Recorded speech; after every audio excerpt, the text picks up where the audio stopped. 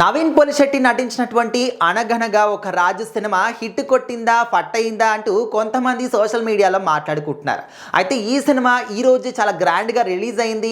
First show నుంచి కూడా మంచి పాజిటివ్ టాక్ అనేది ఈ సినిమాకి వినిపిస్తుంది. మరి ఈ సంక్రాంతి బరిలో ఈ సినిమా నెగ్గుతుందా, అసలు నిలబడుతుందా అనే విధంగా కొంతమంది డౌట్ వ్యక్తం చేసినప్పటికీ, అంటే చాలామంది ఏ విధంగా ఆలోచిస్తున్నారంటే నవీన్ పొలిశెట్టి గారు ఇప్పుడిప్పుడే హీరోగా వస్తున్నారు కదా, సో మరి ఇప్పుడు ఆల్రెడీ ప్రభాస్ గారి రాజసాబ్ కావచ్చు, చిరంజీవి గారి శంకరవరప్రసాద్ సినిమా కావచ్చు, రవితేజ గారి భర్త మహాశైలకు విజ్ఞప్తి కావచ్చు, మరి ఈ విధంగా పెద్ద పెద్ద స్టార్లు ఉన్నప్పుడు ఈ సినిమా అంటే ఈ పెద్ద సినిమాల ముందు ఈయన సినిమా నిలబడుతుందా అనే విధంగా చాలామంది డౌట్ పడుతూ ఉన్నారు. సో ఇక్కడ పెద్ద హీరోనా చిన్న హీరోనా స్టార్ హీరోనా అనేది తేడా అనేది ఉండదు.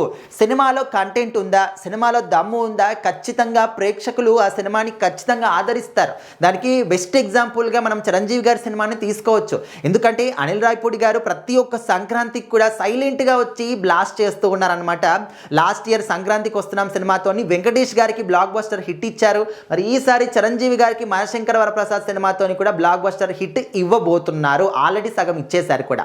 మరి నవీన్ పొలిశెట్టి గారు ఈ సినిమాలో ఒక రాజకుటుంబం అంటే దొరల కుటుంబానికి చెందినటువంటి వ్యక్తి అనమాట. తను పెళ్లిని ఒక 7 తరాల పాటు గుర్తుండిపోయే విధంగా చేసుకోవాలి అని ఒక స్టోరీ లైన్ని మాత్రం తీసుకున్నారు.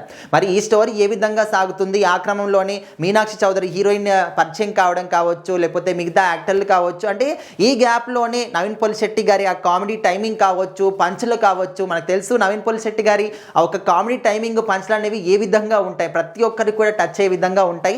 మనము ట్రైలర్లో కానీ టీజర్లో కానీ ఆల్రెడీ చూసాము. సో అవి చూసిన తర్వాత ఇంకా ఎక్కువ మంది సినిమా చూడాలి, కంప్లీట్గా ఎంటర్టైన్మెంట్ ఉంటుంది అని చెప్పేసి నమ్మారు. సో సినిమా చూసిన తర్వాత కూడా అదే చెప్తూ ఉన్నారు. ఏ నమ్మకంతో మేము సినిమాకి వెళ్ళామో అంతకు మించి ఎక్కువగా నవీన్ పొలిశెట్టి గారు మమ్మల్ని సాటిస్ఫై చేశారు అని చెప్పేసి చెప్తూ ఉన్నారు. బుల్రాజు కూడా ఈ సినిమాలో ఉన్నాడు. సో మరి ఖచ్చితంగా ఈ సంక్రాంతికి అన్ని సినిమాలు కూడా సూపర్ డూపర్ హిట్ కావాలని కోరుకుంటున్నామని చెప్పేసి అందరూ కూడా అనుకుంటూ ఉన్నారు.